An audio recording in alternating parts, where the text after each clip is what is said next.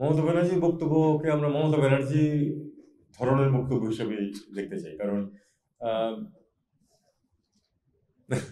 উনি এই বক্তব্য কেন দিলেন এটা আমি ঠিক বুঝতে পারছি না। এটা তার যে ইলেকটোরেট সেটা আমি জানি। আমি কলকাতায় দীর্ঘদিন ছিলাম, আমি তার সাথে ব্যক্তিগতভাবে পরিচিত।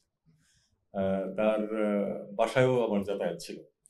কাজে আমি ব্যক্তিগতভাবে মনে করি যে এটা তার জন্য খুব সঠিক পদক্ষেপ না, রাজনৈতিক দৃষ্টিভঙ্গি থেকে। রাজনীতিবিদরা তো সবসময় রাজনৈতিক দৃষ্টিকোণ থেকেই বক্তব্য দিয়ে থাকেন। আমি মনে করি যেটা পশ্চিমবঙ্গের রাজনীতিতে তার অবস্থানের জন্য এটা হয়তো সহায়ক হবে।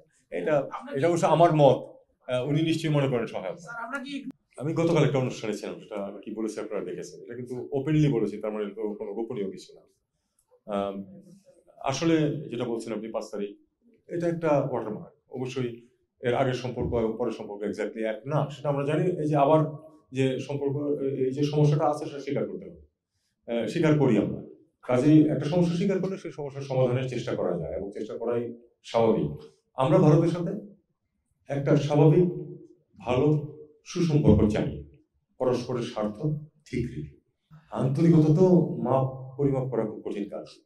এটা আপনাদেরকে মিডিয়াকে মাপতে হবে over a period of time, কি কি ঘটনা ঘটে, কিভাবে ঘটে, সেটা দিয়ে আপনারা মাপবেন যে কতটা আন্তরিক। আর এখানে আসলে অন্তরের চেয়ে স্বার্থটা বেশি গুরুত্বপূর্ণ, এটা মনে রাখতে হবে। ভারত বাংলাদেশ উভয়ই আমি মনে করি সম্পর্ক এগিয়ে নেবে নিজেদের স্বার্থ। এখন মেজার কিভাবে করবেন?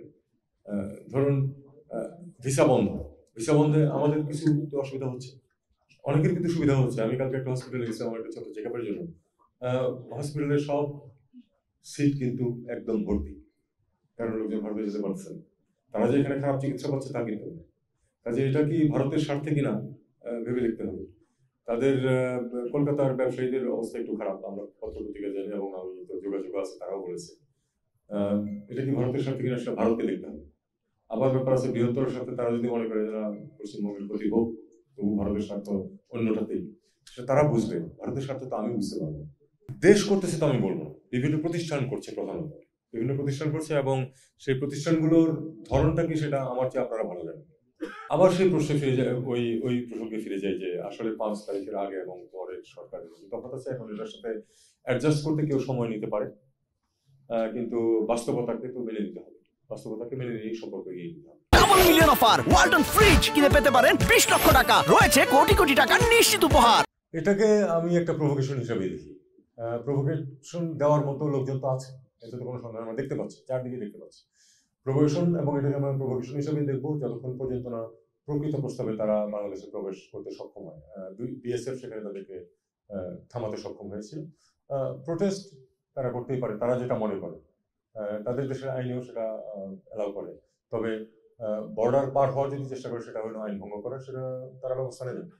প্রথমত চিন্ময় ব্রহ্মচারী যেটা বিষয়, এটা অবশ্যই উল্লেখ করেছে, আমার ব্রিফিংও উল্লেখ ছিল যে চিন্ময় ব্রহ্মচারী কি পরিস্থিতিতে তাকে অ্যারেস্ট করা হয়েছে এবং তারপরে কিভাবে প্রসিডিংস হয়েছে, কোর্ট তার বেল দেয় তখন তারা যে একেবারে ঘেরাও করে ধরেছে, ইত্যাদি ইত্যাদি। এবং আমি এটাও বলেছি যে এটা তারা পেরেছে, কারণ তাদেরকে তাদের মত ব্যক্ত করার অধিকার দেওয়া হয়েছে বলেই তারা পেরেছে। এরকম ঘটনা তো আগে করতে পারেনি তারা। আমরা তাদেরকে, আমার মনে হয় আমরা তাদেরকে অন্ততপক্ষে আমাদের যে অবস্থানটা সেটা পৌঁছে দিতে পেরেছি। এবং আমি তাদেরকে বলেছি যে এটা অবশ্যই তারা তাদের দেশেও রিপোর্ট করবে, এটা নিয়ম। যেটা এখানে একটা ব্রিফিং হয়েছে সেটা তারা তাদের হেডকোয়ার্টারকে জানাবে, এবং আমি আশা করবো যে তারা সঠিক অবস্থাটা তুলে ধরবে। এবং আমি ব্যক্তিগতভাবে কাউকে কাউকে বলেছি যে তোমাদের যে মতামতটা, দু একজন উল্লেখ করেছে যে একজন বলেন যে আমি বরিশালে একটা বিয়ে অ্যাটেন্ড করতে গিয়েছিলাম, হিন্দু সম্প্রদায়ের একজন বন্ধু, বিদেশি একজন রাষ্ট্রদূত।